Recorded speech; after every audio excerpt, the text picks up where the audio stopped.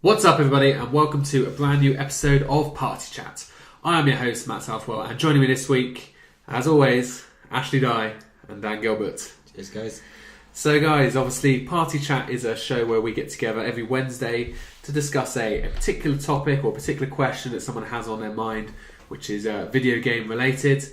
And it can be current, it can be old, it can be basically anything. So this week I thought I'd bring to you guys, what are some of your earliest gaming memories, like your favourite games, childhood games, etc. Kind of rolling back in time. Now, Ash, I know it'll be a bit harder for you to remember, seeing how long ago it was. But yeah, so we'll start with you. Okay. Mine does go back quite a long way. Yeah. So yeah, what was one of your earliest memories of video games growing up? I suppose, yeah. I mean, it's going to be, in the 80s. So it's going to be on the Nintendo, first Nintendo. Biggest games on there, I suppose, would be Duck Hunt. Okay. Had a gun, a red and grey gun. Used to fire at the screen. And you used to shoot ducks, did you? Shoot ducks, yeah. I've heard of Duck Hunter, but is it Duck Hunter or Duck Hunt? Duck Hunt. Duck Hunt. Okay. Yeah. I have heard of it. Duck Hunt. But it's not one that I ever played with. And a lot of people talk about it in kind of high esteem. It was probably the first console, I think, that probably had like a gun. Like a peripheral. Like the peripheral controller. Yeah, I think so. The other games, probably my favourite game on the first Nintendo was Teenage Mutant Ninja Turtles.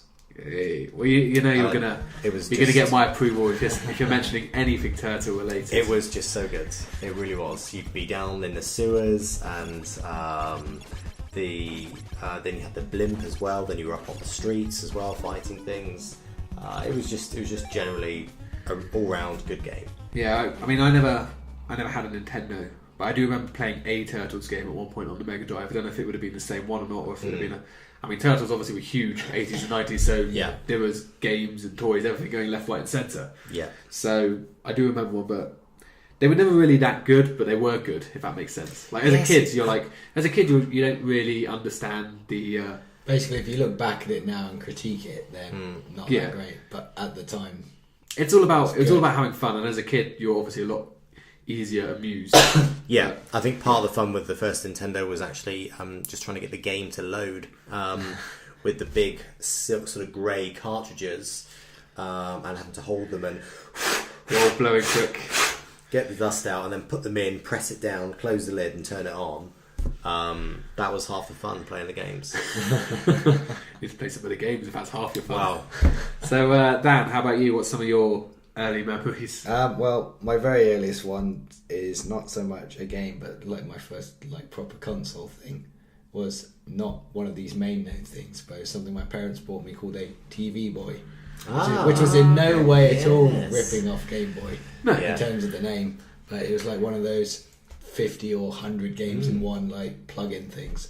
But like my first console games that I remember was the Mega Drive, and I think first off it was Road Rash. That was an excellent game. On the motorbike game where you basically had it was either like a chain or a baseball bat. Well, basically you could upgrade it as you went along. It's one of those upgradable things.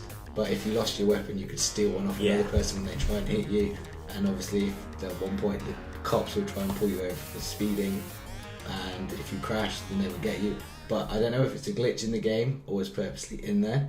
As long as you kept running forwards away from your bike, if you crashed, the cops wouldn't arrest you. They couldn't actually, for whatever reason, they would just follow behind you at 1 mile an hour for the rest of the even way. then we had glitches that we still experienced today. But I don't know if that was intentional or not. But obviously possibly. you'd lose the race, but you could still finish. Yeah, that game.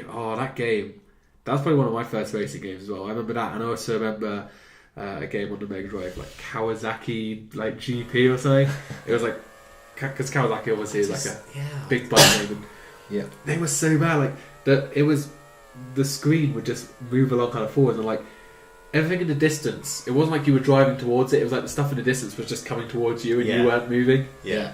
It was. And like the number of times on this particular one, Kawasaki, was you would hit a pole because they had like, I don't know why, but they had like poles on, like literally on either side of the roads all the time, and you'd crash into it, and it just made this huge like like kind of metal bang, and then it would just lift you up and put you in the middle of the road again. Yeah. But yeah, I think Road Rash was probably the first racing game I played and I thought, I'm going to like this genre. And obviously, as you know now, I'm a big racing fan. Like, Yeah. I love it. For you, Matt? My first memory, I don't quite know how this happened or why it happened. I think I might have to credit my dad for this. I think he maybe just wanted a video game console in the house. But I got bought a Sega Mega Drive. I don't remember asking for it, but... And Sonic. Obviously the Stableford Defining game. Yeah, I mean, like, some people might not know this, but the Sega Mega Drive or Genesis in the US, it was a console and it was failing badly, like badly. And then they rebooted it with the Sonic bundle. They kind of, obviously Nintendo had like their Mario, and they felt they needed like this kind of character, and they came up with Sonic and launched it, and then obviously the Mega Drive became a pretty successful console. Huge. Yeah. It still didn't beat Nintendo. There's some really good stuff to like kind of read and watch about the whole thing. But yeah, Sega, Sonic, never completed it when I was a kid. Like the first Sonic game, I'd always get to like kind of the fifth world. Yeah. And just kind of run out of lives or just attention span as a kid. I used to love the cheats though. Upsy, downsy, leftsy, rightsy. I can still remember it now. I can. It's crazy. Like after 20 odd years or more than 20 years, I still remember the upsy, downsy, leftsy, rightsy. That's crazy. It's just some of those things like just extra memory, isn't it? Yeah, it is. It's like I remember not quite as old as that, but I always remember the GTA 3 cheat, which was L1, R1, L1, R2, left down, right up, which is weird. But then, it's crazy, isn't it? I can't even remember what I had for tea last night. Yeah, it's bizarre. I mean, some other games I'll just sort of pick out was on the Nintendo was Marble Madness was another game that I used to play a lot of, and Paperboy. Paperboy, I remember playing that on Sega.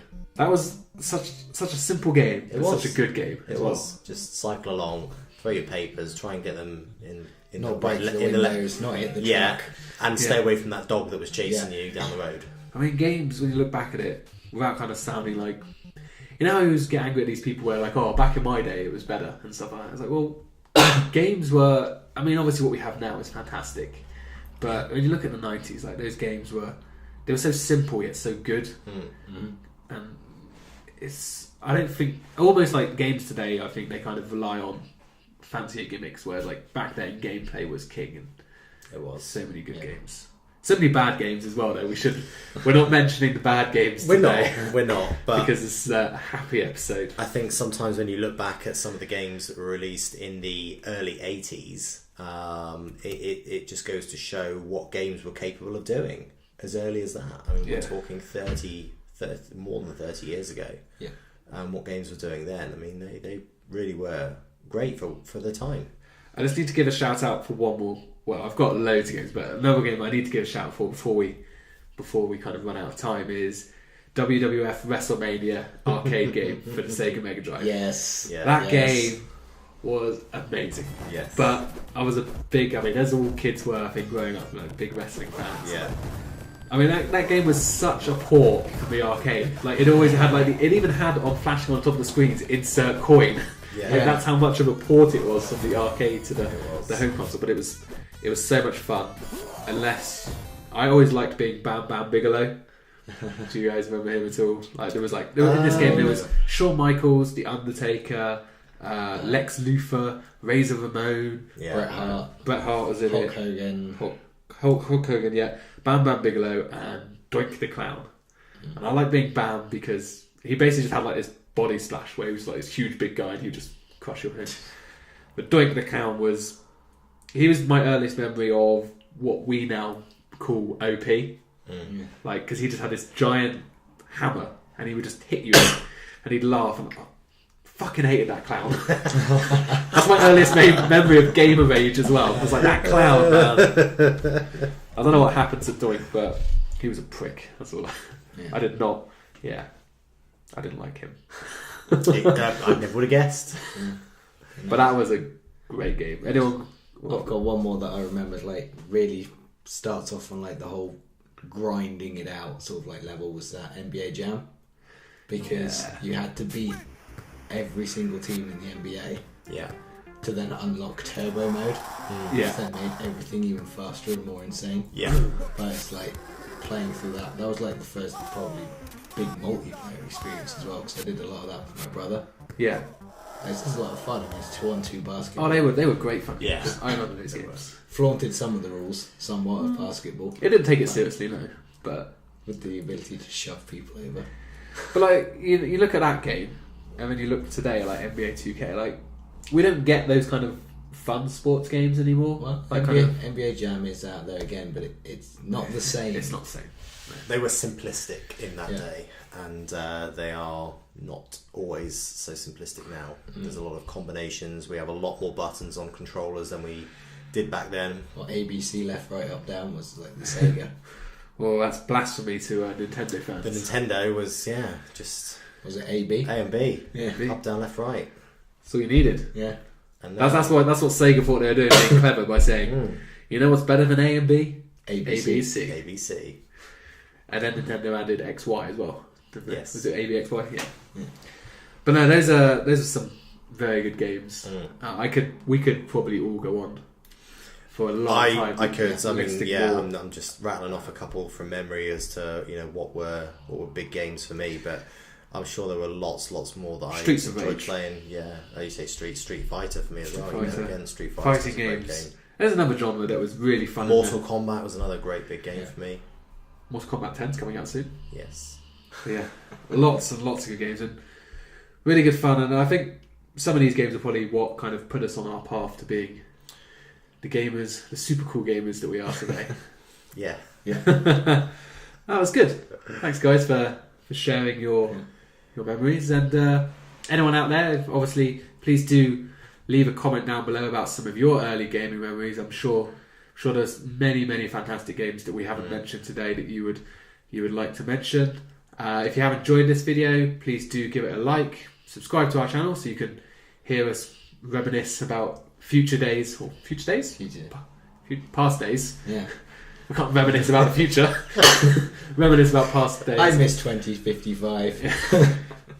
Really, I was more of a 2054 kind of guy, but yes, subscribe, share with your friends, and all that stuff. But for now, Dan, Ash, thank you for sharing and thank you for your time, and everyone out there. We will see you next Wednesday.